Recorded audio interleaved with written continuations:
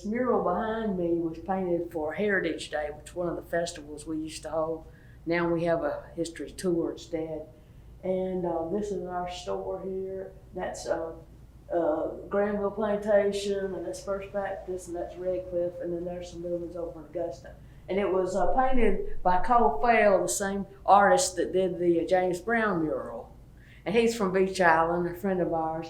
And it was done for Heritage Day when we did the anniversary of the bridge, the first bridge going over to Augusta to connect us to Augusta. Before that, we just had a ferry to cross with.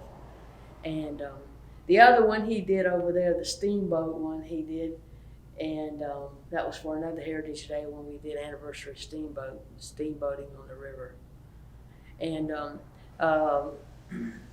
some of these people back here, this is Luther Hankinson. He built this building. It's an 1880s country store.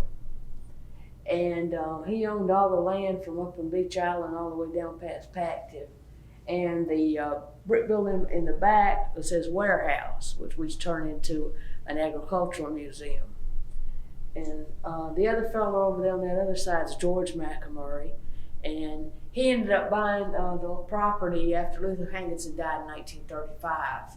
And he used this as a house, and he established a cotton gin next door and used the barn back there, warehouse, to store cottonseed. And then in 1991, his grandchildren gave us these two buildings and this acre of land, because we had been meeting at the Episcopal Church when we first started. We started back in 1985, so last year we celebrated 35 years. And then we finally got this building, and we restored this building and started in 1991.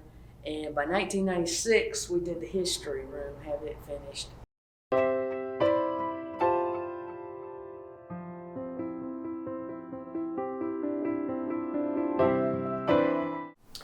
This is our history room. When we renovated the building, it was just full of paint cans and stuff. And we finally got enough money to finish one wall, and then we finally finished the other wall. And it's kind of crammed full of 300 plus years of history.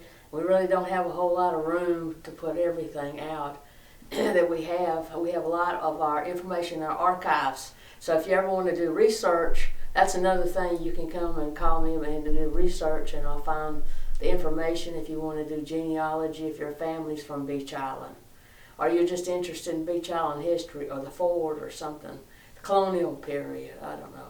So we have a lot of information here. And we start out in a history room that's dedicated to Harold Manus. His pictures over there. And he was our first president of the Historical Society. And he was the one that wrote the book Forgotten Outpost about Fort Moore and got everybody really interested in our colonial history. And he found out that we go back to 1685, Savannah Town.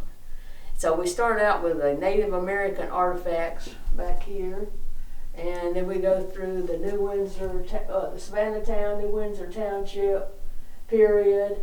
And those are some artifacts from the Fort Moore Trading Post. And a model of Fort Moore, what it looked like. And these are some artifacts from the Meyer site, the Swiss settlers that came here in 1737.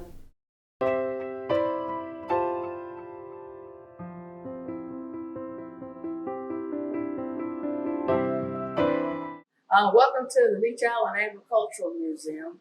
This used to be just a brick warehouse, and then it was a barn to hold cottonseed for the cotton gin next door.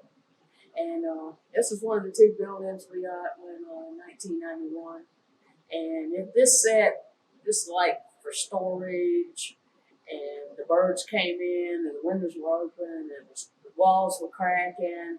And we got a $200,000 USDA grant to renovate, restore, and save this building. Otherwise, we would have had to knock it down because there had been unsafe people come into it.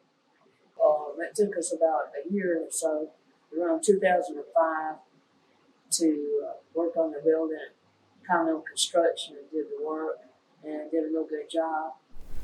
This is a section here by the Beech Island Agricultural Club. It's one of the oldest agricultural clubs in South Carolina. It's not quite the oldest, but it was started in 1856, here in Beech Island in 1846 near Silver Bluff. And they have still meet. They meet every first Saturday of the month, but they have not been meeting due to the pandemic, and they did not meet a few times during the Civil War.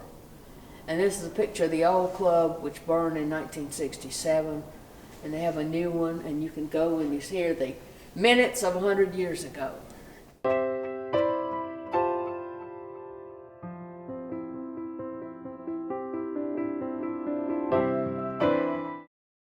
Welcome to the Beech Island Country Store. Before there was ever any supermarkets or anything around here, there was lots of old country stores. And we're going to do some exhibit on the ones that we remember around here. But this is just to show you what one of them would have looked like. And we built this with some Aiken County grants. And it took us a long time. We poured the cement in 2005, and then we had to do the barn. So it was just a cement slab for a long time. And we just finished it in time for the tour, not this past year, but the year before. And just finally finished the tile and everything, and had a few things in here. And we purchased the Coke machine and this counter. But the main things we had in here besides stuff I had been saving, and my barn, just like these counters here, they came out of a store down in Jackson that a guy gave me a lot of stuff out of. And then some of this stuff came from my aunt, Louise Snyder and Ross, her husband. They ran a country store right down by Silver Bluff Church. And a lot of this stuff, included that cloth there, and these aprons, and some fans and stuff, and paper products over there, came from her store that my family had kept. And I sort of wanted to look like the 50s kind of thing, because her store the main thing was from the 30s, 40s, 50s, and it ended about the 70s.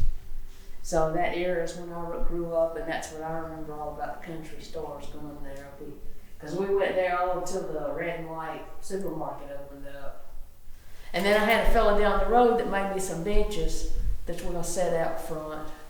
Because all the old country stores had benches that they said, oh, the country store over there, ours is called a corner store.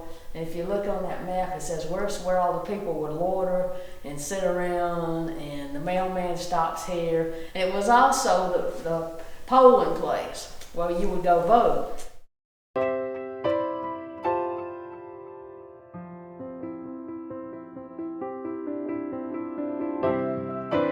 Our website is beachislandhistory.org, and usually you can call up here, which is 803-867-3600, and leave a message if nobody answers.